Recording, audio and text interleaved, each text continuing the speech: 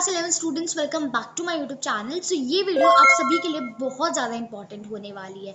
सो ये वीडियो एक rapid revision है, जल्दी जल्दी हम आपका ये पूरा सिलेबस कंप्लीट करेंगे। So without wasting your time, let's start with chapter number 1। So ये first chapter is writing and city life. ये चैप्टर हम डिटेल में भी पढ़ चुके हैं। If you want to watch that video, you can see the playlist section of the channel and description में भी लिंक अवेलेबल है।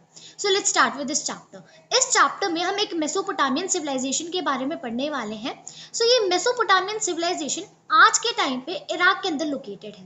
अब मेसोपोटामिया ये दो वर्ड से मिलके बना है, मेसोस एंड पोटामोस, एंड ये दोनों ही ग्रीक वर्ड्स हैं। मेसोस का मतलब होता है मिडिल एंड पोटामोस का मतलब होता है रिवर, यानी कि मेसोपोटामिया इस टर्म का मतलब होता है मिडिल ऑफ टू रिवर्स, यानी कि एक लैंड एरिया जो कि दो नदियों के बीच लोकेटेड है, उसे हम बोलते हैं मेसोपोटामिया। ठीक है, तो ये जो मेसोपोटामिया ये टर्म उस फर्टाइल लैंड को दिखाता है जो कि आज के टाइम पे टिग्रिस और यूफ्रेट्स नदी के बीच में सिचुएटेड है। सो उस जगह पहले एक सिविलाइजेशन एग्जिस्ट करती थी जिसे हम मेसोपोटामियन सिविलाइजेशन बोलते हैं। सबसे पहले हम समझते हैं सोर्सेज, यानी कि हमें ये मेसोपोटामियन सिविलाइजेशन के बारे में कहाँ से पता चला। तो हर एक चीज को जानने के लिए कुछ ना कुछ सोर्सेज होते हैं। तो मेसोपोटामिया में एक्सकवेशन यानी कि खुदाई वगैरह स्टार्ट हुई 1840s के दौरान, एंड ये सारी चीजें हैं जिससे हमें मेसोपोटामियन सिविलाइजेशन के बारे में पता चला। सबसे पहली चीज है बिल्डिंग्स। बिल्डिंग्स बहुत कुछ बताती है। देन बहुत सारे स्टैचूज भी मिले हैं, बहुत सारे ऑर्नामेंट्स भी है, ग्रेव्स मिली है एंड टूल्स मिली है, लोगों की बॉडीज भी इवन मिली है। Then seals, written documents, tablets. Tablet क्या होता है, एक छोटा या फिर बड़ी अलग अलग शेप की टैबलेट्स होती हैं जो मिट्टी के होते हैं एंड उनके ऊपर स्क्राइब्स एनग्रेव करते हैं कुछ कुछ लेटर्स। उस टाइम की स्क्रिप्ट जो थी उसके हिसाब से उस पर लिखा गया है, एंड बाद में उन्हें सुखा दिया जाता था अंडर द सन या फिर बेक भी कर दिया जाता था, और उसके बाद वो हमेशा के लिए प्रिजर्व हो जाता था जो भी उसके ऊपर लिखा है। अब ज्योग्राफी की बात करते हैं, यानी कि किस रीजन में क्या लोकेटेड था मेसोपोटामिया में। तो मान लेते हैं ये है मेसोपोटामिया, ये है north direction, this is south, this is west and this is east. So north east direction में इस डायरेक्शन के अंदर थे प्लेन्स एंड दूर तक फैले हुए थे वो प्लेन्स, और कहीं कहीं माउंटेन्स थे विच वर ट्री कवर्ड। ईस्ट में इस डायरेक्शन में बेसिकली यहाँ पर टिग्रिस और यूफ्रेट्स नदियाँ थी और उनकी ट्रिब्यूटरीज थी। In north section there was steppe region, यानी कि दूर दूर तक फैले हुए घास के मैदान थे जहाँ पर एनिमल्स ग्रेजिंग किया करते थे। एंड सदर्न रीजन ये असल में डेजर्ट एरिया था, लेकिन ये बहुत ज्यादा फर्टाइल हो गया था। क्यों? क्योंकि जो टिग्रिस और यूफ्रेट्स नदी थी वो यहीं पर आके एंड अप होती थी और वो अपने साथ बहुत सारा सिल्ट लेके आती थी और वो सिल्ट यहाँ पर इकट्ठा हो जाता था। इस वजह से ये रीजन बहुत ज्यादा फर्टाइल हो गया था। इसी वजह से यहाँ पे सबसे पहले सिटीज डेवलप हुई थी एंड एग्रीकल्चर भी स्टार्ट हो गया था। तो मैंने आपको बताया कि सर्दर्न पार्ट के अंदर सबसे पहले सिटीज डेवलप हुई थी, तो उस रीजन को सुमेर बोला जाता था एंड बाय द टाइम उसे अकड़ बोला जाने लग गया था, एंड लेटर ऑन उसे बेबीलोनिया ये बोला जाता था। जो नॉर्दर्न पार्ट था वहां पर असीरियन लोगों ने अपना किंगडम बना लिया था एंड उस रीजन को असीरिया बोला जाता था। सुमेरियन, अकेडी, अरेमिक ये कुछ वहाँ की बहुत इंपॉर्टेंट लैंग्वेजेस थी।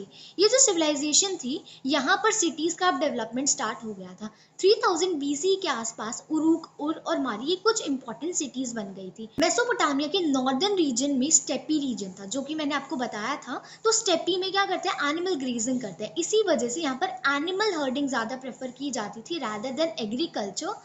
एंड पूरी की पूरी मेसोपोटामियन सिविलाइजेशन में एग्रीकल्चर, ट्रेड, एनिमल हर्डिंग ये सारी चीजें होती थी फॉर लाइवलीहुड। इस सिविलाइजेशन के अंदर ब्रॉन्ज का इस्तेमाल किया जाता था फॉर मेकिंग टूल्स, एंड साथ ही साथ उरूक के अंदर एक विमेन का स्कल्प्टेड हेड मिला है, वो व्हाइट मार्बल का बना हुआ है एंड उसे वार का हेड भी बोलते हैं। ऐसा माना जाता है वो जो स्कल्पचर है वो एक उरूक की लेडी का स्कल्पचर है। एंड देखो सिटीज के अंदर क्या होता है, लेबर का डिवीजन होने लग जाता है, अलग अलग कामों के लिए अलग अलग लेबर होते हैं, सोशल ऑर्गेनाइजेशन होता है, ट्रेड ऑर्गेनाइज्ड होता है, स्टोरेज बना दिया जाता है। तो ये कुछ फीचर्स होते हैं सिटी लाइफ के और अर्बन इकोनॉमी के। तो अब ये मेसोपोटामिया के अंदर देखे जा रहे थे। मेसोपोटामिया के अंदर फूड रिसोर्सेज तो काफ़ी थे, लेकिन जो मिनरल रिसोर्सेज थे वो काफ़ी कम थे। इसी वजह से ये सारी चीज़ें, मिनरल्स वगैरह, वुड, ये सारी चीज़ें बाहर से Turkey, Iran and across the gulf अलग अलग इलाकों से इंपोर्ट करवाई जाती थी। अब वाटरवेज ये एक चीपेस्ट मोड था ट्रांसपोर्टेशन का। सो गुड्स को ट्रांसपोर्ट करने के लिए फॉर ट्रेड वाटरवेज का इस्तेमाल किया जाता था। उस टाइम पे Euphrates was used as a world root.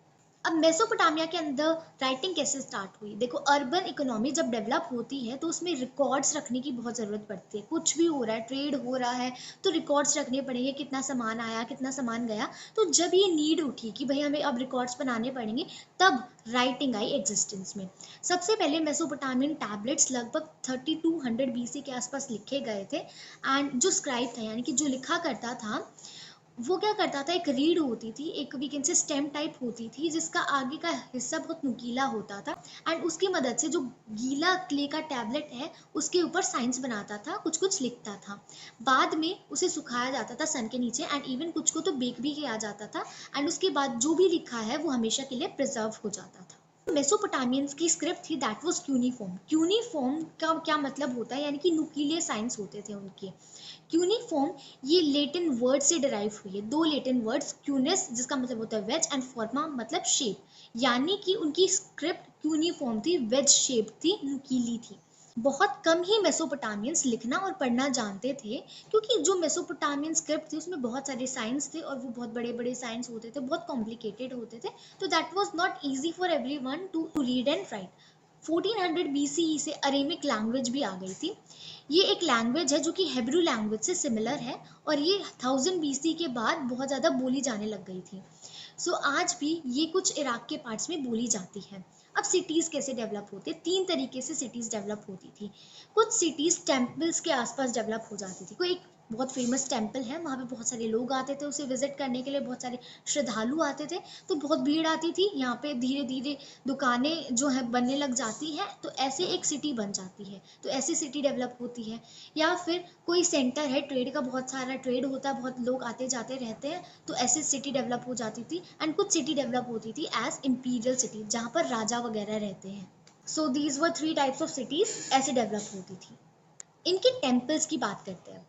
इनके टेम्पल्स ऑर्डिनरी घरों जैसे ही होते थे, लेकिन एक डिफरेंस था टेम्पल्स और घरों के बीच में। जो टेम्पल की बाहरी वॉल्स होती थी, तो वो कुछ ऐसी होती थी, यानी कि इन एंड आउट होती रहती थी रेगुलर इंटरवल्स पे। सो टेम्पल्स के अंदर कौन कौन से भगवानों की पूजा होती थी, और moon God, इनाना goddess of love, तो ये कुछ मेन डिटीज होते थे टेम्पल्स के अंदर। लगभग 5000 BC के आसपास सेटलमेंट सदर्न मेसोपोटामिया में डेवलप होने लग गई थी। बाद में चल के ये सिटीज में तब्दील हो गई। और सिटी जो थी उसमें टाउन प्लानिंग की बहुत ज़्यादा कमी थी, बहुत पतली पतली गलियां होती थी, वाटर ड्रेनेज सिस्टम भी इतना अच्छा नहीं होता था। जो रेजिडेंट्स थे और सिटी के, वो बहुत ज़्यादा सुपरस्टिशियस थे, यानी कि अंधविश्वास करते थे। सो देखो, बहुत ज़्यादा टाउन प्लानिंग की कमी थी कहीं ना कहीं मेसोपोटामिया में। लेकिन क्लास 12th में हम पढ़ेंगे हड़प्पन सिविलाइजेशन की, तो वहाँ पर आपको पता चलेगा कि कितने अच्छे से वो अपने टाउन को प्लान करके बनाते थे। उनका drainage system was also very superb, मतलब हर एक चीज़ प्लानिंग के साथ बनती थी। सो हड़प्पन सिविलाइजेशन को आप पढ़ोगे तो आपको थोड़ा और इंटरेस्ट आएगा, बिकॉज वो हमसे बिलोंग करती है, जबकि मेसोपोटामियन सिविलाइजेशन एक फॉरेन सिविलाइजेशन है हमारे लिए। सो 2000 BC के बाद क्या हुआ, जो मारी सिटी है, ये यूफ्रेट्स नदी के ऊपर वाले हिस्से में लोकेटेड थी, तो ये फ्लोरिश होने लग गई थी 2000 BC के बाद एज अ रॉयल कैपिटल। सो ये एक बहुत इंपॉर्टेंट सेंटर थी ट्रेड का। यहाँ पर हमें एक किंग है जिमलिम, उनका एक पैलेस भी देखने को मिला है, साथ ही साथ टेम्पल्स भी यहाँ पर मिले हैं। हमें मेसोपोटामिया के बारे में पता चला कि यहाँ पर न्यूक्लियर फैमिली का कस्टम होता था, यानी कि ज़्यादातर न्यूक्लियर फैमिलीज ही रहती थी। हमें ये इन्फॉर्मेशन अब कहाँ से मिली है? तो एक लीगल टेक्स्ट हमें मिला है। उस लीगल टेक्स्ट में मैरिज के बारे में, इनहेरिटेंस मैटर्स के बारे में लिखा हुआ है, तो उसी में हमें पता चला कि भाई मेसोपोटामिया के अंदर न्यूक्लियर फैमिलीज होती थी। अब हम समझते हैं द लेगेसी ऑफ राइटिंग, यानी कि मेसोपोटामियंस ने बहुत कुछ लिखा, एंड उनकी क्या लेगेसी है हमारे लिए, यानी कि हमारे लिए वो क्या छोड़ के गए हैं, वो हमें क्या दे के गए हैं। सो मेसोपोटामियंस की ग्रेटेस्ट लेगेसी मानी जाती है उनका टाइम रैकनिंग का ट्रेडिशन, साथ ही साथ मैथमेटिक्स। उन्होंने बहुत ज़्यादा योगदान दिया है टाइम में और मैथमेटिक्स में। जो कैलेंडर का डिवीजन है, यानी कि एक साल को 12 महीने में बांटा गया है, एक महीने को 4 हफ्तों में, एक दिन को 24 घंटों में, एक घंटे को 60 मिनट में, तो ये सब कुछ उनकी ही देन है। साथ ही साथ मैथमेटिक्स में भी उनका बहुत कुछ योगदान है, जैसे कि टैबलेट्स मिले हैं हमें मल्टीप्लिकेशन और डिवीजन की, तो वहाँ से हमें मैथमेटिक्स का पता चला है कि मल्टीप्लिकेशन वहाँ भी होती थी। स्क्वायर रूट, रूट टेबल्स हमें मिले हैं, कंपाउंड इंटरेस्ट, यानी कि हम आजकल कितना ज़्यादा परेशान हो जाते हैं मैथ्स के क्वेश्चंस को सॉल्व करते वक्त, I am one of them. So वो इतनी कॉम्प्लेक्स चीज़ें उस टाइम पे भी सॉल्व किया करते थे। सोलर और लूनर इक्लिप्स जो उस टाइम पे होते थे उन्हें ऑब्जर्व किया जाता था एंड उन्हें रिकॉर्ड भी किया जाता था। बहुत सारे स्कूलों में स्टूडेंट्स क्या करते थे, जो पुराने टैबलेट्स लिखे होते थे उन्हें पढ़ते भी थे एंड उन्हें कॉपी भी किया करते थे। ये जो टाइम डिविजन्स थे जो मेसोपोटामियंस ने किए थे, ये अलेक्जेंडर के सक्सेसर्स ने अडॉप्ट कर लिए एंड उसके बाद वो रोमन वर्ल्ड में चले गए। उसके बाद वर्ल्ड ऑफ इस्लाम में पहुंचे एंड मिडीवल यूरोप में, यानी कि हम कह सकते हैं जो आज टाइम डिविजन्स हम फॉलो करते हैं वो वहां से ही आए हैं। गिलगामेश ये उरूप के रूलर थे एंड ये बहुत ग्रेट वॉरियर थे। ये बहुत दूर दूर वाली टेरिटरीज को कंट्रोल में लेके आए थे, यानी कि इन्होंने बहुत टेरिटरीज को कैप्चर किया था। एक असीरियन किंग थे असूरबनीपाल, उन्होंने क्या करा, क्ले टैबलेट्स मंगवाए बेबीलोनिया से एंड उसकी मदद से एक लाइब्रेरी बनवा दी अपने कैपिटल निनिनवा में। 625 बीसी में नेबुकडनेस्सर, इन्होंने बेबीलोनिया को छोड़ दिया जो कि इन्होंने कैप्चर कर रखा था। असीरियन डोमिनेशन में अब बेबीलोनिया नहीं रहा, यानी कि बेबीलोनिया आजाद हो गया था। सो ये एक प्रीमियर सिटी रही लगभग 331 बीसीई तक, और उसके बाद अलेक्जेंडर ने इसे वापस से कैप्चर कर लिया। नेबोनिडस ये लास्ट रूलर थे इंडिपेंडेंट बेबीलोन के। सो एक बुक है the book of genesis of old testament, इसके अंदर एक शिमर वर्ड मेंशन किया गया है। शिमर एक land of BRICS built city है एंड शायद से जो मेसोपोटामिया में सुमेर है वही सिमर है। मतलब जो वी कैन से ब्रिटिश लोग हैं या फिर जो क्रिश्चियन सोसाइटी है वो लोग इसको कहीं ना कहीं अपना एंसेस्ट्रल लैंड मानते हैं। सो यहाँ पर होता है हमारा chapter number 1। So let's start with chapter number 2, that is an empire across 3 continents. इस चैप्टर में हम रोमन एम्पायर की बात करेंगे जो कि 3 कॉन्टिनेंट्स में फैला हुआ था। सो रोमन एम्पायर वो spread across 3 continent, Europe, West Asia and North Africa. So इन 3 कॉन्टिनेंट्स में रोमन एम्पायर फैला हुआ था। Now you would be thinking कि रोमन एम्पायर के बारे में हमें कहाँ से पता चला। सो बहुत सारी टेक्स्ट है जिसकी मदद से हमें पता चला। देयर वर सेवरल डॉक्यूमेंट्स, बहुत सारे मटेरियल रिमेन्स है जैसे कि बिल्डिंग्स वगैरह। सो कौन कौन से टेक्स्ट ने हमारी हेल्प करी रोमन एम्पायर के बारे में समझने के लिए? Letters, annals, sermon, speeches, laws, इन सभी चीज़ों की मदद से पता चला है। एंड डॉक्यूमेंट्स, मतलब पैपिरस स्क्रॉल्स होते थे उस टाइम पे, बहुत ज़्यादा यूज़ किए जाते थे, तो उनके ऊपर जो भी लिखा हुआ है that is very useful to reconstruct the history of Roman empire. साथ ही साथ बहुत कुछ हमें और भी मिला है जैसे कि मॉन्यूमेंट्स मिले हैं, पोट्री मिली है, कॉइन्स मिले हैं। सो इन चीज़ों की मदद से भी हमें रोमन एम्पायर को समझने में बहुत मदद मिली है। अब रोमन एम्पायर को 2 फेजेस में डिवाइड किया जाता है, early Roman empire and the late Roman empire. Early Roman empire क्या होता है भाई, जिस टाइम पीरियड पे रोमन एम्पायर स्टार्ट हुआ था तब से लेके 3rd सेंचुरी वाले टाइम पीरियड तक रोमन एम्पायर का जो फेज था उसे अर्ली एम्पायर बोला जाता है। देन 3rd सेंचुरी से लेके जब तक रोमन एम्पायर एंड होता है उस टाइम फ्रेम को लेट एम्पायर बोला जाता है। आई होप आप समझ गए होंगे। 509 बीसी से लेके 27 बीसी तक रिपब्लिक एस्टेब्लिश रही रोमन एम्पायर में। 27 बीसी में ऑक्टेवियन जो कि जूलियस सीजर के अडॉप्टेड सन थे, उन्होंने रिपब्लिक को हटा दिया एंड अब वो खुद राजा बन गए। ऑक्टेवियन ने अपना नाम बदल के अगस्टस रख लिया। सो अगस्टस ही ऑक्टेवियन थे। अगस्टस ने प्रिंसिपेट वाला सिस्टम स्टार्ट कर दिया एंड उनका टाइम एक बहुत शांति भरा टाइम था। टिबेरियस अगस्टस के अडॉप्टेड सन थे। उस टाइम पे जो रोमन एम्पायर है उसकी पॉलिटिकल हिस्ट्री में 3 मेन प्लेयर्स थे, राजा, सीनेट और आर्मी। अब ये क्या थे वो समझते हैं। सबसे इम्पोर्टेंट फीचर था रोमन पॉलिटिक्स का एम्परर। एम्परर के पास सबसे ज़्यादा पावर होती थी। एम्परर का सक्सेशन कैसे होता था, यानी कि राजा के बाद राजा कौन बनता था? एम्परर का, प्रीवियस एम्परर का नेचुरल या फिर adopted son. And important emperors थे कुछ रोमन एम्पायर के, Julius Caesar, Augustus, Tiberius, Trajan and Nero. तो ये कुछ इम्पॉर्टेंट राजा थे। सीनेट के बारे में समझते हैं। सीनेट जो भी वेल्दी फैमिलीज थी उनकी एक बॉडी, एक ऑर्गेनाइजेशन बना रखी थी जिसे सीनेट कहते हैं। स्टार्टिंग में ये रूल किया करती थी रोमन एम्पायर पे, मतलब ये सारे मिलके फंक्शन करते थे। आर्मी कैसी होती थी रोमन एम्पायर की? पेड और प्रोफेशनल आर्मी होती थी और ये सबसे बड़ी एक सिंगल ऑर्गेनाइज्ड बॉडी थी। रोमन एम्पायर को कंट्रोल और एडमिनिस्टर किया जाता था बड़े बड़े अर्बन सेंटर्स की मदद से, यानी कि बहुत सारे प्रोविंसेस बना रखे थे throughout the empire and उन सभी से टैक्स वगैरह कलेक्ट किया जाता था for maintenance of the whole empire. So Carthage, Alexandria and Antioch, these were some of the most important provinces of Roman Empire. इसी वजह से इन्हें फाउंडेशंस भी बोला जाता है रोमन एम्पायर का। अब क्या हुआ, जो लोकल अपर क्लास थे, यानी कि जो सिटीज के अंदर जो अपर क्लास रहती थी, वो गवर्नमेंट को टैक्स कलेक्ट करके देती थी, प्रोविंसेस से भी और प्रोविंशियल कंट्री साइड से भी, यानी कि जो गांव वाले इलाके हैं जो प्रोविंसेस के अंदर शामिल है वहां से भी ये टैक्स कलेक्ट करके देते थे। अब इनका रोल इंपॉर्टेंट होता चला गया, इस वजह से ये जो प्रोविंशियल अपर क्लास थी दे बिकेम न्यू इलीट, ये रिच होते चले गए। एम्परर गिलीनियस, उन्होंने क्या बोला कि जो सीनेटर्स हैं वो मिलिट्री कमांड से दूर रहेंगे, यानी कि मिलिट्री में उनका कोई इन्वॉल्वमेंट नहीं रहेगा। So let's talk about next topic, that is third century crisis. इस दौरान रोमन एम्पायर पे अलग अलग जगहों से अलग अलग लोग अटैक कर रहे थे। सो ससानियंस, जो कि एक डायनेस्टी थी ईरानियन एम्पायर की, उन्होंने रोमन एम्पायर पे कई बार अटैक करा इस दौरान। एंड साथ ही साथ जर्मेनिक ट्राइब्स, जिन्हें बारबेरियंस बोला जाता था, सो उन्होंने फ्रैंक्स, गोथ, अलग अलग रीजन को भी कैप्चर कर लिया था during this particular time frame. 25 emperors 47 years के टाइम पीरियड के अंदर चेंज हुए। इसका क्या मतलब है, बहुत जल्दी जल्दी एम्परर चेंज हो रहे हैं, यानी कि रोमन एम्पायर इंटरनल स्ट्रेन्स भी फेस कर रहा है, अंदर भी रोमन एम्पायर के अंदर भी कुछ प्रॉब्लम्स चल रही हैं। Then gender literacy culture in Roman empire. अब जो फैमिलीज होती थी रोमन एम्पायर के अंदर, जनरली वो न्यूक्लियर फैमिली होती थी एंड स्लेव्स भी होते थे फैमिली के अंदर।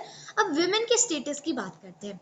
विमेन लीगल राइट्स एंजॉय करती थी, वो प्रॉपर्टी को ओन भी करती थी एंड इवन मैनेज भी करती थी। Literacy place to place vary करती थी, जो we can say supreme position है सोसाइटी के अंदर, देवर इनफ लिटरेट, जबकि जो पुअर लोग होते थे, ऑर्डिनरी लोग होते थे, वो इतने लिटरेट नहीं होते थे। And even place to place भी लिटरेसी वेरी करती थी, कहीं पर बहुत ज़्यादा पढ़े लिखे लोग हैं जबकि कहीं पर बहुत कम पढ़े लिखे लोग हैं।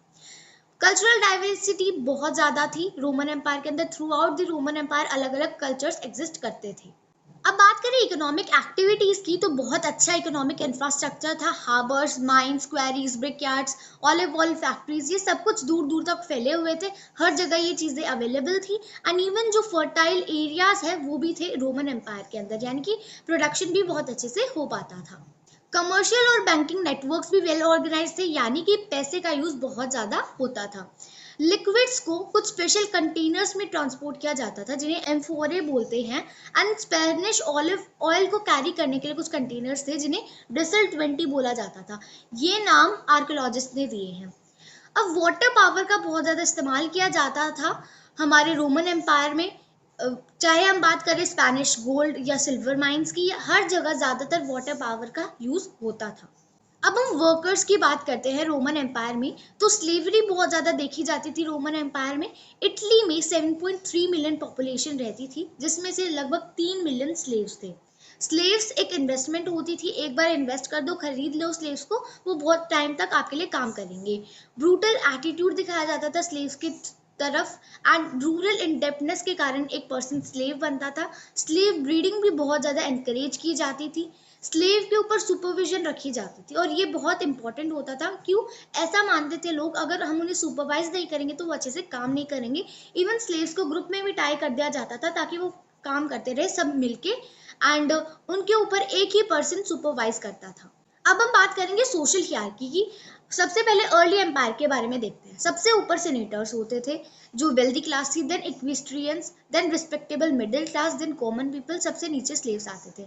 अब लेट एंटिक्विटी की बात करेंगे, यानी 4 to 7 सेंचुरी के टाइम पीरियड पे जब रोमन एम्पायर फॉल होने लग गया था, तो उस टाइम को लेट एंटिक्विटी कहते हैं। तो सबसे ऊपर आते थे एम्परर। अब एम्परर बहुत ज़्यादा पावरफुल हो गए थे, then aristocracy, then middle class, then lower class, and सबसे नीचे अभी भी स्लेव्स ही आ रहे हैं।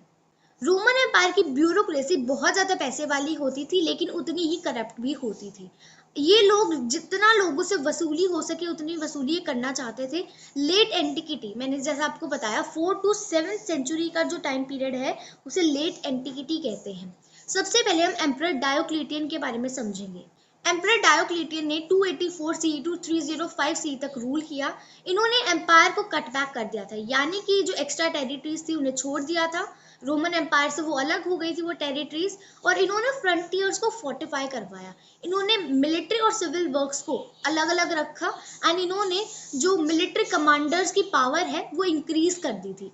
इन्होंने प्रोविंसेस की बाउंड्रीज तय कर दी थी एंड इन्होंने एम्पायर को दो पार्ट्स में, ईस्टर्न और वेस्टर्न पार्ट में डिवाइड कर दिया था। नेक्स्ट है एम्परर कॉन्स्टेंटाइन। इन्होंने 307 सी टू 337 सी तक रूल करा। इन्होंने क्रिश्चियनिटी को ऑफिशियल रिलीजन डिक्लेयर कर दिया। इन्होंने सॉलिडस जो कि गोल्ड कॉइन्स थे वो इंट्रोड्यूस किए थे।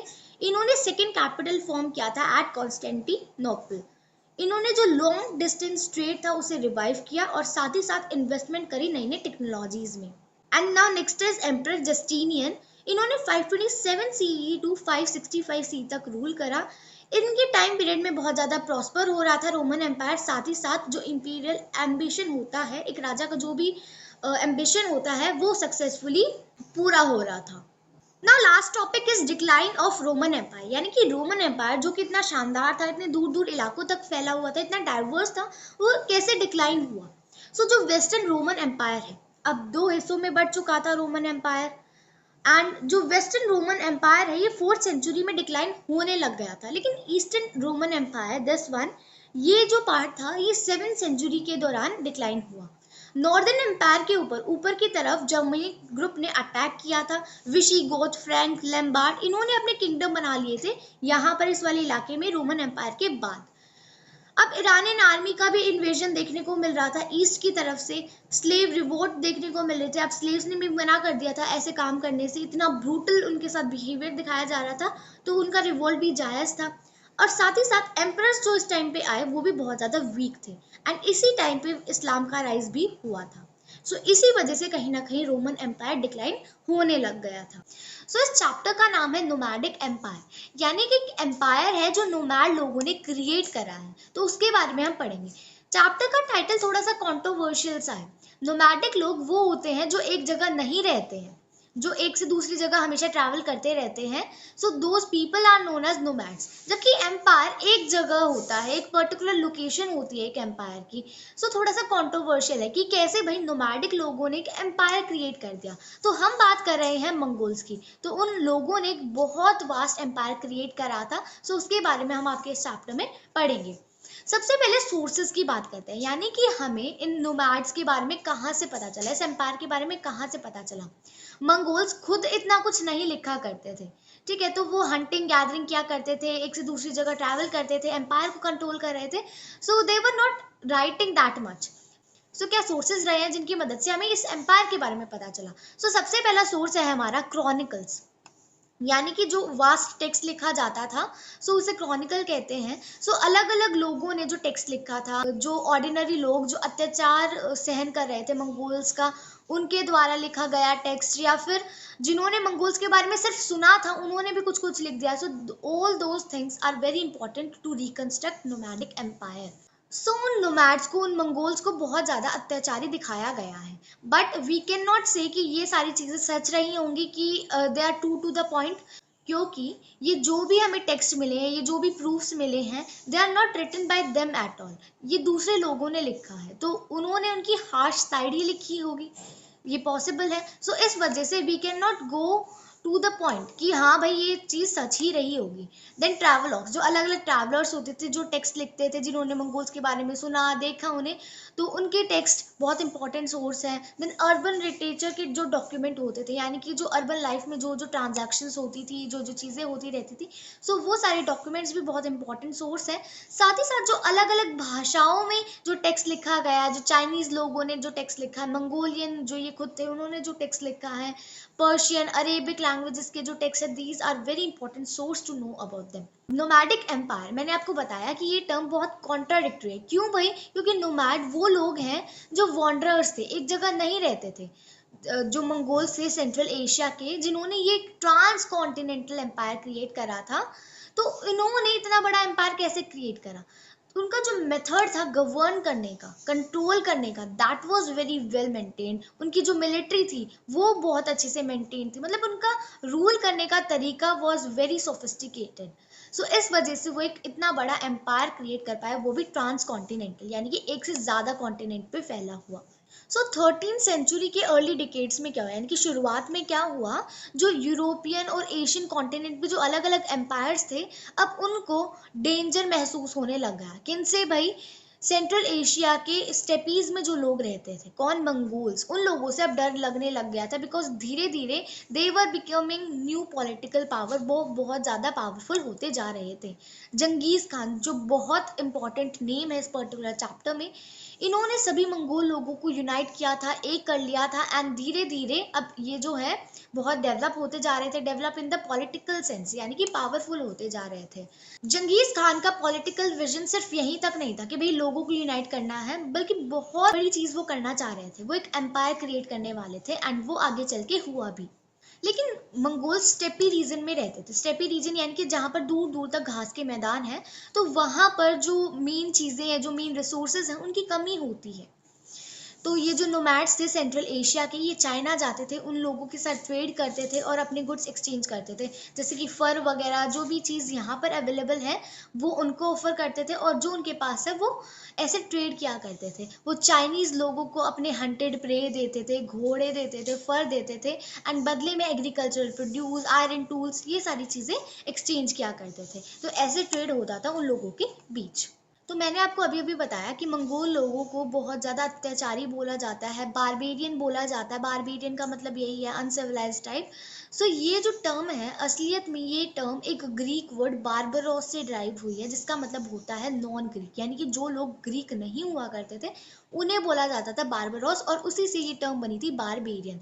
लेकिन अब इसका मतलब हो चुका है अनसिविलाइज्ड, जंगली टाइप्स, तो वो नोमैडिक लोगों को बोला जाता था, क्योंकि वो एक जगह सिविलाइज होके रहते नहीं थे, वो अलग अलग जगह ट्रैवल करते थे। अब नोमैडिक लोगों के पास इतने ज़्यादा रिसोर्सेज नहीं होते थे, तो क्या करते थे वो लोग, कई बार चाइना में अटैक करते थे, एंड उनकी जो सिटीज़ थी उन्हें लूट ले जाते थे।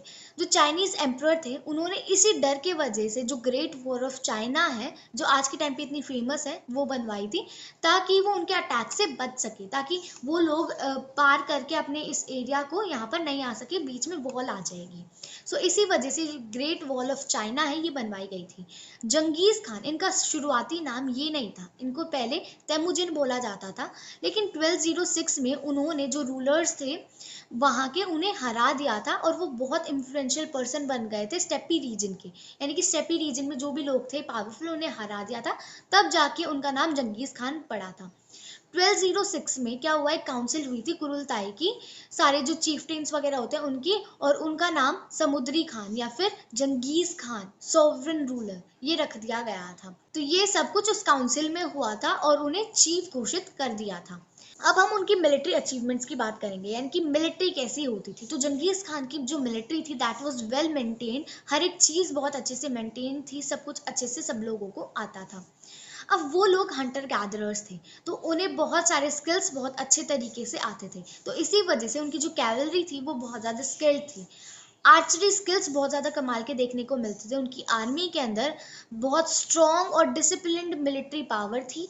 नैप्था बॉम्बिंग, ये चीज़ की जाती थी, तो ये एक टेक्नोलॉजी उनके पास थी। लाइट वेट पोर्टेबल इक्विपमेंट्स का वो यूज़ करते थे, जब भी वो एक जगह से दूसरी जगह ट्रैवल करते थे, तो आराम से वो उन चीज़ों को लेके जा पाते थे दूसरी डेस्टिनेशन पे।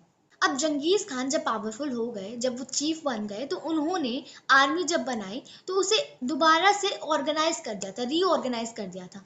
उन्होंने जो एंशिएंट नोमैडिक ग्रुप्स थे उन्हें डिवाइड कर दिया था, और उनके मेंबर्स को अलग अलग मिलिट्री यूनिट्स में बांट दिया था। मतलब अब न्यू मिलिट्री यूनिट्स का सिस्टम आ गया था। ट्यूमन सबसे बड़े यूनिट ऑफ द आर्मी को बोला जाता था, जिसके अंदर लगभग 10,000 ट्रूप्स होती थी, एंड उसके अंदर बहुत सारे क्लैन और क्लैन के लोग होते थे। जो नई मिलिट्री कॉन्टिजेंट्स थी वो उनके 4 बेटों के अंडर आती थी, जिन्हें नोयान बोला जाता था। साथ ही साथ एक और बहुत इंपॉर्टेंट अचीवमेंट थी जंगीज खान की, rapid courier system. Genghis Khan ने जो दूर दूर के इलाके थे उन्हें जोड़ दिया था। कैसे? रैपिड कुरियर सिस्टम की मदद से। अब क्या होता था, जो राइडर्स होते थे ना, उनके लिए एक पोस्ट क्रिएट करी गई। मान लो ये कुछ रीजन है, ये दूर दूर के इलाके हैं, सो उन्हें अलग अलग हिस्सों में बांट दिया था। तो एक एक घुड़सवार वो इतने हिस्से में जाएगा, फिर दूसरे घुड़सवार के पास वो चीज़ चली जाएगी, फिर वो जाएगा, ऐसे ऐसे जो मैसेज है वो बहुत जल्दी ट्रैवल होता था, एंड इवन ट्रेड के लिए भी ये चीज़ यूज़ की जाती थी। तो जो राइडर्स थे उन्हें प्लेस किया जाता था, पोस्ट बनाई होती थी उनकी रेगुलर इंटरवल्स पे, रेगुलर डिस्टेंसेस पे। एंड इस सिस्टम की मेंटेनेंस के लिए जो मंगोल नोमैड्स थे वो 1/10 ऑफ देयर हर्ड कंट्रीब्यूट भी करते थे, ईदर हॉर्स या फिर लाइफ स्टॉक, जो भी चीजें हैं वो कंट्रीब्यूट करते थे और इसे कुबको टैक्स बोला जाता था। And this was for the maintenance of this communication system. Genghis Khan ने ये जो एरिया था, ये जो उन्होंने कॉन्क्वेर कर लिया था, इसको गवर्न करने की रिस्पॉन्सिबिलिटी अपने 4 बेटों को दी। इसके अंदर 4 उलूस थे, यानी कि 4 एरियाज बांट दिए थे उन्होंने इस एम्पायर के, और हर एक एरिया को उलूस बोला जाता था and that was given to their son. मतलब एक उलूस उनके एक बेटे को, दूसरा उनके दूसरे बेटे को, तो ऐसे डिवाइड किया गया था। 13th सेंचुरी के बीच के दौरान, यानी कि in the middle of 13th century, जो मंगोल्स थे वो यूनाइटेड हो गए थे, यूनिफाइड हो गए थे एंड उन्होंने एक बहुत बड़ा एम्पायर क्रिएट करा इन द वर्ल्ड, जो कि वर्ल्ड ने अभी तक नहीं देखा था। उन्होंने अर्बन सोसाइटीज के ऊपर रूल किया। बेशक उन्हें बारबेरियन बोला जाता था, अनसिविलाइज्ड बोला जाता था, लेकिन फिर भी वो शहरों के ऊपर रूल कर पा रहे थे, जिनकी अलग अलग हिस्ट्रीज रही थी, जिन शहरों की, जिनके अलग कल्चर्स थे, अलग लॉज थे। सो मंगोल्स ने प्रूव कर दिया था कि they are civilized and they can even control the cities which are far developed from them. तो मंगोल्स बेशक इतने बड़े एरिया पे रूल कर रहे थे, लेकिन वो पॉलिटिकली डोमिनेट कर रहे थे। असलियत में तो वो एक माइनॉरिटी ही थे, बहुत कम पॉपुलेशन थी मंगोल्स की। सो वो कैसे अपने आइडेंटिटी को प्रोटेक्ट करते थे, कैसे अपने डिस्टिंक्टिवनेस को बनाए रखते थे, तो ये सब कुछ वो करते थे अपने सीक्रेट लॉ के मदद, जो उनके एंसेस्टर्स ने उन्हें दिया था। यसा ये कॉम्पिलेशन थी उनकी कस्टमरी ट्रेडिशंस की, जो मंगोल ट्राइब्स फॉलो करती आई हैं। सो इसे जंगीज खान का कोड ऑफ लॉ अब बोला जाने लगा था, क्योंकि जंगीज खान उनके चीफ बन गए थे। सो इसकी मदद से वो अपने रूल्स वगैरह को फॉलो करते रहते थे और अपनी डिस्टिंक्टिवनेस को बनाए रखते थे। स्टार्टिंग में इसे यसा बोला जाता था, लेकिन अब जंगीज खान कोड ऑफ लॉ बोला जाने लग गया था। क्या हुआ था, जंगीज खान ने 1206 में कुरलताई बुलाई थी, जिसमें उन्होंने लॉ, डिक्री, ऑर्डर इनकी बात करी और बोला कि भाई यसा को एडमिनिस्ट्रेटिव रेगुलेशंस में भी यूज किया जाना चाहिए, जैसे कि एक हंट की ऑर्गेनाइजेशन, एक आर्मी, पोस्टल सिस्टम, ये सारी चीजें कुछ कुछ ऐड कर दी थी। तो तब से इसे जंगीज खान का कोड ऑफ लॉ बोला जाने लग गया था। अब मंगोल्स डिक्लाइन हुए। सो क्या फैक्टर्स थे जिसकी वजह से मंगोल्स का डिक्लाइन देखने को मिला? वो फ्यू थे, दे वर माइनॉरिटी एंड वो कम सिविलाइज्ड थे देन अदर सोसाइटी, ये एक रीजन माना जाता है। Then second is contradictions within Mongol, यानी कि मंगोल्स के अंदर भी कई बार प्रॉब्लम्स आती थी, वो भी एक दूसरे से लड़ते थे। कई बार मंगोल्स के अंदर भी कॉन्ट्राडिक्शंस देखने को मिलते थे। साथ ही साथ जो टेरिटरी उन्होंने एनेक्स करी थी, कंट्रोल की थी, उसके ऊपर भी वो अपने ट्रेडिशन थोपना चाहते थे, जिस वजह से भी उनका डिक्लाइन देखने को मिला। साथ ही साथ मंगोल्स ने दूसरे रिलीजन्स में कन्वर्ट कर लिया था, जैसे कि जंगीज खान ने भी कन्वर्ट किया था डिफरेंट रिलीजन में, इस्लाम वगैरह में। सो इस वजह से भी जो है मंगोल्स का डिक्लाइन हुआ था, उनकी डिस्टिंक्टिवनेस, आइडेंटिटी अब खत्म होती चली गई। Now what were the achievements of Genghis Khan as a ruler? उन्होंने क्या करा, मंगोल्स को ऑर्गेनाइज करा। सबसे बड़ी बात, उन्होंने यूनाइट करा, देन ऑर्गेनाइज करा। उन्होंने एक multi ethnic, multilingual, multi religious society की एस्टेब्लिशमेंट की, यानी कि एक एम्पायर बनाया जो ना सिर्फ अलग अलग लैंग्वेज बोलता था, ना सिर्फ अलग अलग ट्रेडिशंस को फॉलो करता था, अलग अलग रिलीजन्स को फॉलो करता था, तो उन्होंने एक ऐसा एम्पायर क्रिएट करा। देन तीसरा, उन्होंने क्या करा, चाइनीज एक्सप्लॉयटेशन और ट्राइबल वॉर से मंगोल लोगों को फ्रीडम दिलवाई, उनको आजाद करवाया, उन्हें डोमिनेट करवाया इतने बड़े रीजन के ऊपर। उन्होंने ट्रेड रूट्स को, मार्केट्स को दोबारा से एस्टेब्लिश कर, उन्होंने एक इतनी बड़ी मिलिट्री फोर्स तैयार करी जो कि बहुत ज्यादा वी कैन से कैपेबल थी। देन उन्होंने क्या करा, एक grand transcontinental empire create करा, उन्होंने एक एफिशिएंट कुरियर सिस्टम बनाया। तो इतनी सारी चीजें उन्होंने एज अ रूलर करी थी। इसी वजह से जंगीज खान को एज अ ग्रेट रूलर माना जाता है आज भी मंगोलिया के अंदर। आज के टाइम पे मंगोलिया एक कंट्री, एक सोवरेन नेशन है, और जंगीज खान वहां पर आज भी एक इम्पॉर्टेंट मैन के तरह कंसिडर किए जाते हैं। He was and he is still regarded as a iconic figure over there. Mongolia के अंदर उन्हें एक बहुत इंपॉर्टेंट दर्जा मिला हुआ है। अब कुछ टर्म्स है और उनके मीनिंग्स गिवन है, तो ये आप पढ़ सकते हैं। जैसे कि यैम एक कुरियर सर्विस थी, कैनेंट्स ये ग्राउंड कैनाल्स को बोला जाता था। ठीक है, तो ये सारी चीज़ें आप देख सकते हैं। कुछ टेक्स्ट के बारे में हमने बात करी, देन ये सारी चीज़ें इंपॉर्टेंट है, तो एक बार आप इसे पढ़ सकते हैं। एंड डिटेल वीडियो के अंदर मैंने हर एक चीज़ बहुत डिटेल में कवर कर रखी है, सो you can watch that out. And ये उनका फैमिली ट्री गिवन है, ये जंगीज खान, उनके देन 4 सन थे, जोची, चंगताई, ओगदई एंड तोलुई। ठीक है, तो देन उनके फर्दर सन थे, तो ये सारी चीजें एक बार आप देख सकते हैं। चैप्टर नंबर 4 जो कि है द 3 ऑर्डर्स। सो इस चैप्टर में हम यूरोप के बारे में पढ़ेंगे। फ्रॉम 9 टू 16 सेंचुरी यूरोप के अंदर क्या कंडीशंस थी। सो इस चैप्टर में हमारा मेन फोकस रहेगा 3 ऑर्डर्स पे। 3 ऑर्डर्स का क्या मतलब है, 3 सोशल कैटेगरीज।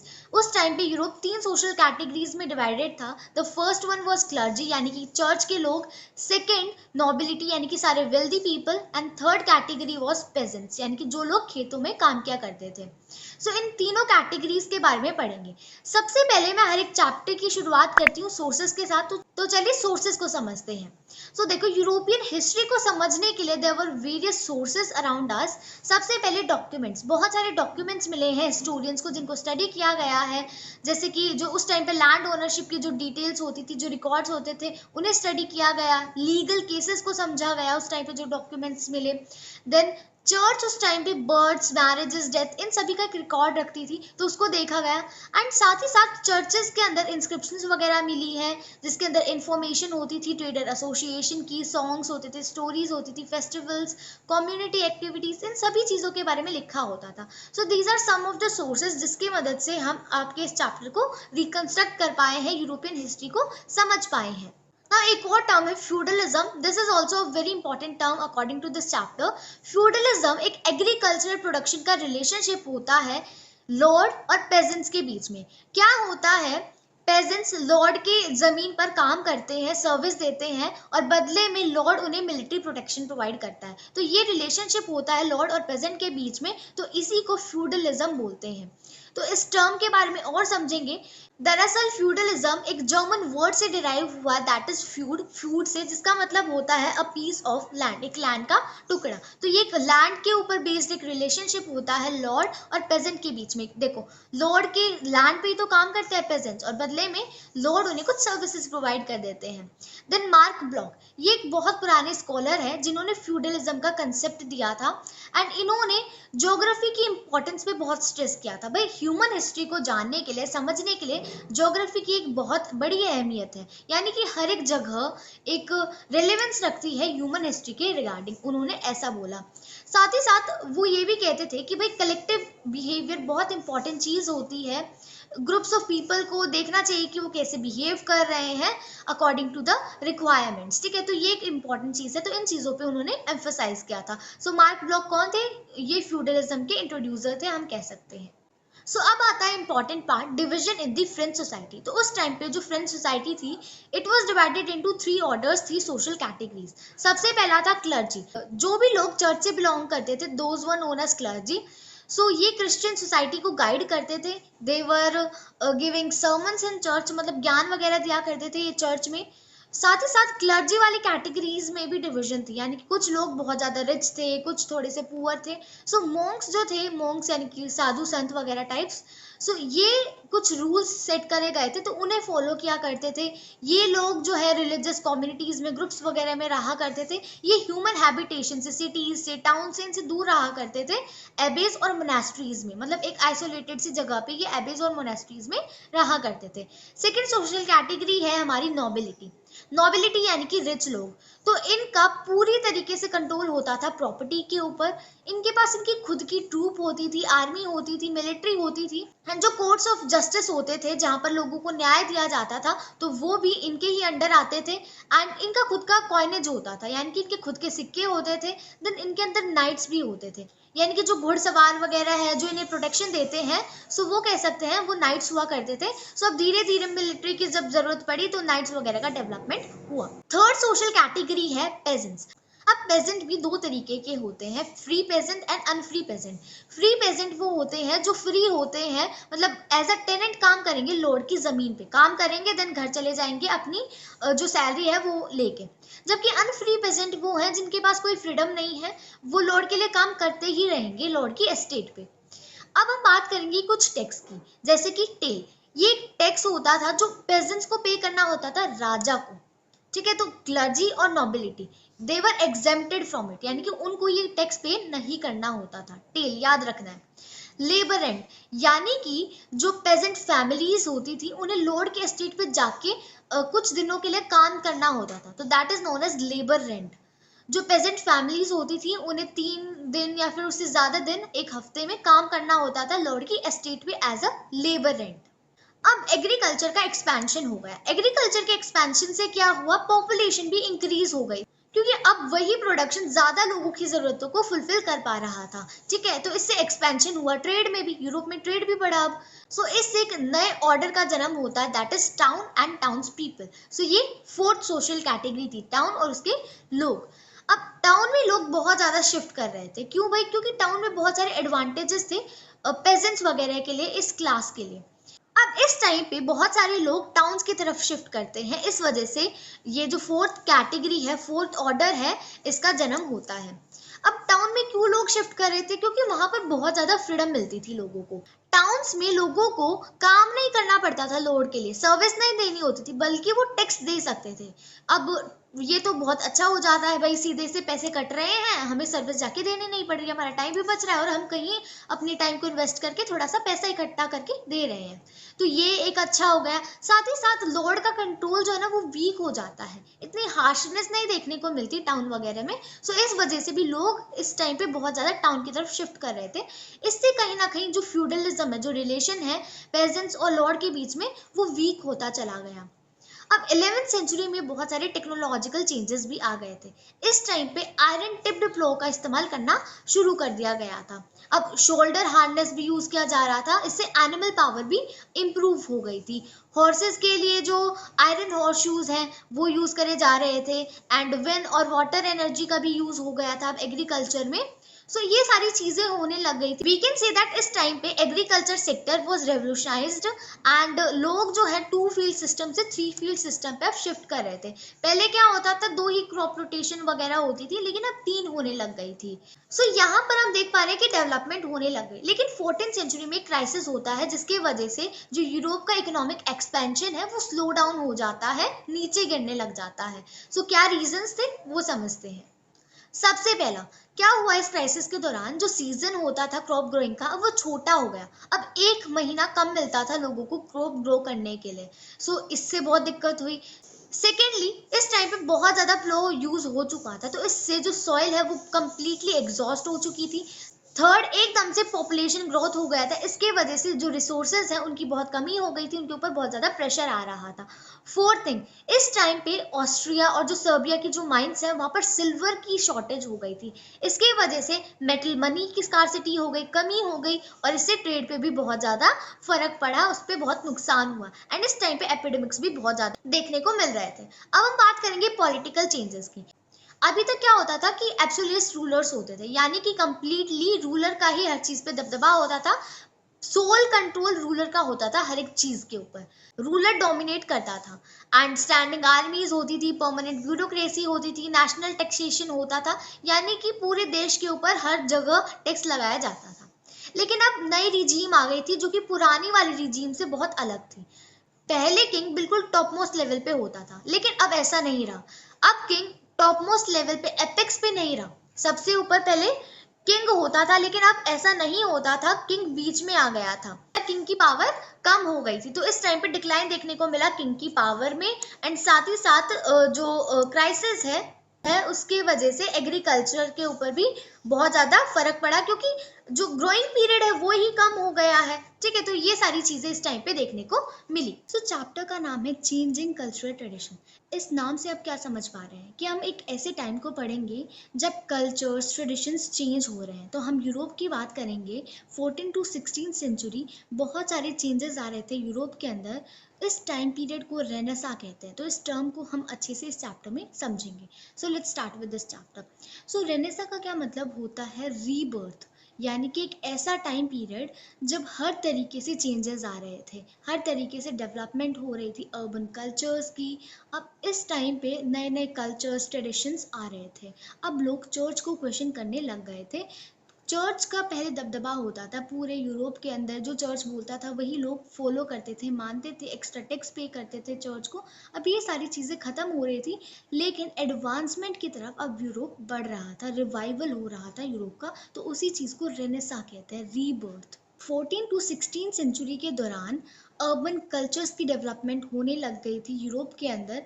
अब इतने बल्क में लोग बुक्स को पढ़ने लग गए थे, बुक्स की इम्पोर्टेंस आ गई थी। पहले तो क्या होता था, जो चर्च बोलता था वही सब ट्रुथ मान लेते थे, सब उन्हीं चीज़ों को फॉलो किया करते थे।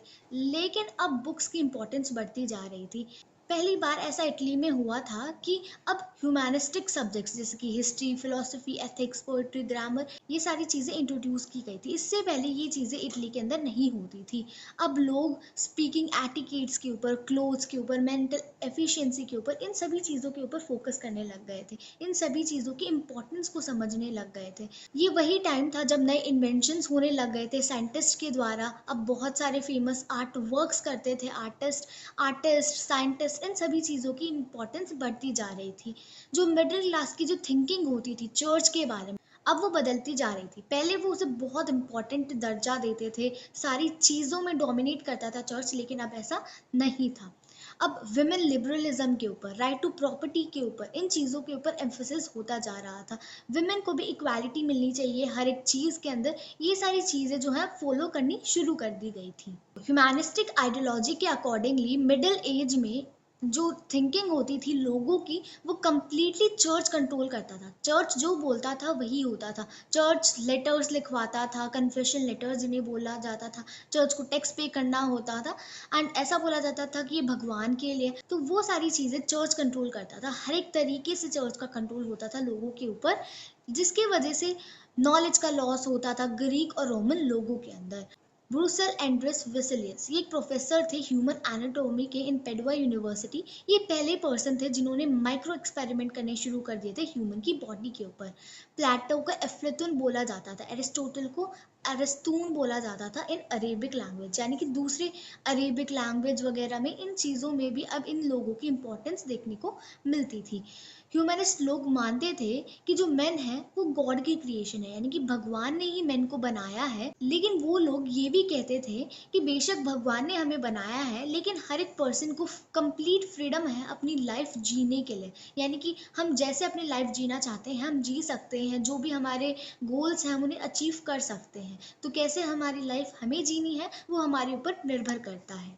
वो ये भी कहते थे कि ह्यूमंस को खुद ब खुद ढूंढना होगा और एक्सपीरियंस करना होगा हैप्पीनेस को, बेशक कैसे ही सर्कमस्टांसेस हो, चाहे दुख हो सुख हो, लेकिन खुद से हमें हैप्पीनेस ढूंढनी होगी अपने अराउंड, अपनी वर्ल्ड में।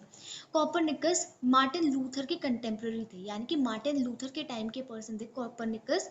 उन्होंने बोला कि जो प्लैनेट्स हैं जैसे कि अर्थ, ये सारे प्लैनेट्स सन के अराउंड रिवॉल्व करते हैं। तो ये बताने वाले कॉपरनिकस थे।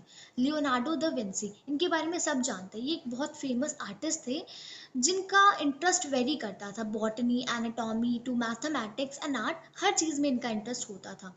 Mona Lisa and the last supper, ये उनकी फेमस पेंटिंग्स हैं। जो प्रिंटिंग प्रेस थी वो जोहान गुटेनबर्ग ने इन्वेंट करी थी, जो एक जर्मन पर्सन थे, जर्मन नेटिव थे। उन्होंने 150 कॉपीज ऑफ बाइबल प्रिंट करी थी। जो रूलर्स थे उस टाइम पे इंग्लैंड के, उन्होंने रोम का जो पोप होता था, यानी कि जो चर्च का हेड होता था उसे पोप बोलते थे। सो रोम का पोप उस टाइम पे बहुत ज़्यादा वी कैन से डोमिनेटिंग था। लेकिन अब जब चर्च की सच्चाई सब लोगों को पता लगने लग गई थी, तो रूलर्स जो थे इंग्लैंड के, उन्होंने अपने सारे रिलेशंस ख़त्म कर दिए रोम के पोप के साथ, और अब वो इंग्लैंड के रूलर्स चीफ बन गए थे इंग्लैंड के चर्च के। जो क्रिश्चियन रिलीजन था वो क्लियरली प्रोटेस्ट कर रहा था इस डिफरेंस ऑफ ओपिनियन की तरफ, यानी कि चर्च पहले जो भी बोलता था भगवान के नाम पे सब लोग उसके ऊपर अंधाधुंध विश्वास करते थे, लेकिन अब क्रिश्चियन रिलीजन में ऐसा नहीं होता था। वो इस ओपिनियन की तरफ प्रोटेस्ट कर रहे थे। जो कन्फेशन लेटर्स वाला जो सिस्टम था, जो नए टेक्स्ट होते थे, इन सभी की तरफ क्रिश्चियन रिलीजन फॉलो करने वाले लोगों का एक प्रोटेस्ट देखने को मिल रहा था। अब कैथोलिक चर्च अपने साथ बहुत बड़े बड़े चेंजेस लेके आया। पहले क्या होता था, भगवान के नाम पे लोगों से पैसे वसूल किए जाते थे, लेकिन अब ऐसा नहीं होता था। चर्च फोकस करता था सिंपल लिविंग पे, यानी कि साधारण जीवन जियो और जो पुअर लोग हैं उनकी हेल्प करो, उनको सर्विस दो। लेकिन पहले ऐसा नहीं होता था। गैलीलियो, ये एक बहुत ग्रेट साइंटिस्ट थे इटली के, इन्होंने टेलीस्कोप का इन्वेंशन किया, साथ ही साथ एस्ट्रोनॉमी से रिलेटेड बहुत सारे फैक्ट्स और सीक्रेट इन्होंने डिस्कवर किए। जो सिल्क रूट था जब उसकी डिस्कवरी हुई, उसकी मदद से बहुत सारे इटालियन सिटीज रिवाइव हो पाई, वो इंडिपेंडेंट सिटी स्टेट्स बन पाई। अब इस टाइम पे प्राइवेट और पब्लिक एरियाज के अंदर भी एवोल्यूशन देखने को मिल रहा था, अब वो जगहें भी डेवलप हो रही थी। 12th सेंचुरी में ट्रेड रिलेशंस का एक्सपेंशन देखने को मिला। बाइजेंटाइन एम्पायर, इस्लामिक कंट्रीज और मंगोल्स और चाइनीज के बीच में जो रिलेशंस थे ट्रेड के, अब वो बढ़ते दिखाई दिए, जिसके वजह से जो इटालियन सिटीज हैं उनका रिवाइवल हुआ, उनका राइज हुआ, अब वो बहुत ज्यादा डेवलप होने लग गई।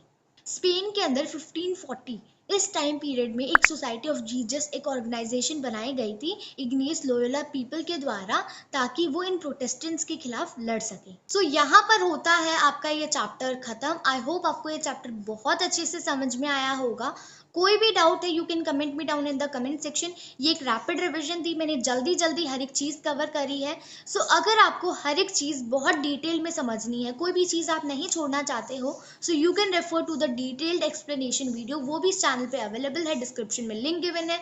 और अगर अभी तक भी आपने चैनल को सब्सक्राइब नहीं किया है तो चैनल को सब्सक्राइब कर दो। एंड अगर आप इतने लास्ट तक वीडियो देख रहे हो तो आपको वीडियो पसंद आई होगी, देन वीडियो को लाइक भी कर देना, अपने फ्रेंड्स के साथ शेयर कर देना। For notes you can refer to Telegram channel. So मिलते हैं नेक्स्ट वीडियो में। Till then keep watching, keep learning, bye bye.